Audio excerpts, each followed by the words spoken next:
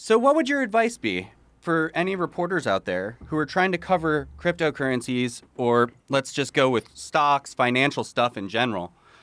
How to avoid being, how to avoid shilling stuff that even if you like it, like how to make sure you're not just spewing out like, I think this is going to go to whatever number, or nonsense, or just talking about only the good things. Like, what's your advice here?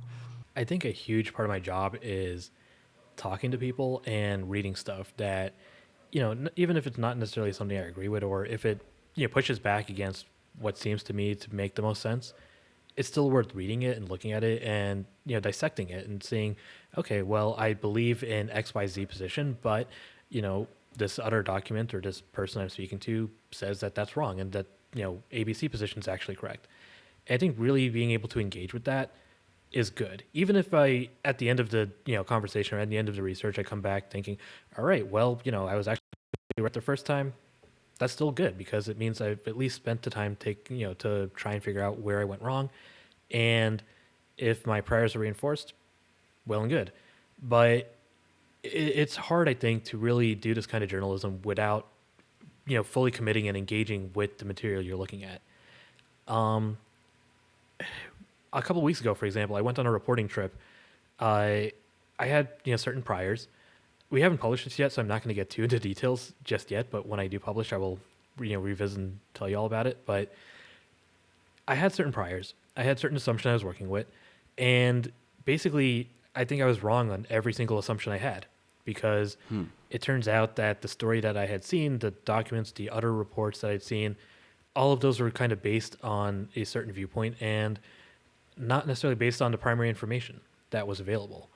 So I think I'm going to become a better reporter because of that, because I was able to take the time to go and say, okay, well, we're hearing this about for example, it's crypto and climate change. We're hearing this particular story about these facilities that might not be accurate, and I think it's something that every reporter, especially in crypto, especially in I don't cover finance as much generally, but I think it should hold true for finance reporters, is just talking to everyone you can, talking to even people you think are, you know, off, completely off base. It's worth talking to them. Um, in crypto, especially, it's really worth just digging into the different things you're looking at. And, on a policy side, I have to look at, proposals and bills and everything and lawsuits from all sorts of people. So some of these things have, no chance of going anywhere, but it's still worth looking at them and engaging with them because it gives me a better sense of where lawmakers are coming from.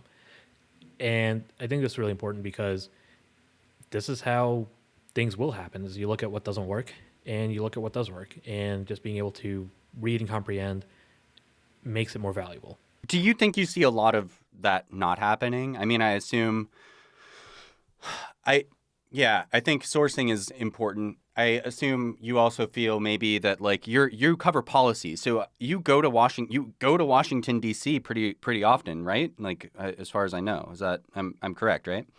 Yeah, it certainly was a little bit more often pre-pandemic, but even now I've gone to DC a couple times this year already.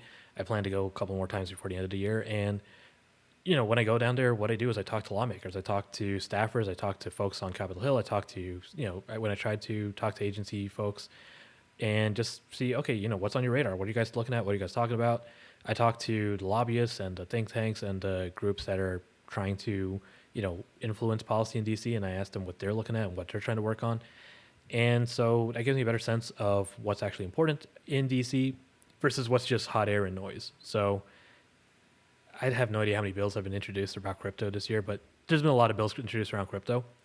Some of them I'm ignoring because they're not going to go anywhere. They're just there to try and start a conversation, and they're not really going to succeed at that. And some of the bills I am going to pay attention to because there is weight behind it. There is actual movement. For example, just this week, the Senate Agriculture Committee introduced a bill to try and make the CFTC a primary spot market regulator for crypto. And this is something that we're hearing from all sorts of lawmakers, industry, agencies. And so this is something that I'm going to be paying close attention to because it seems that there might be some genuine effort to make this a thing.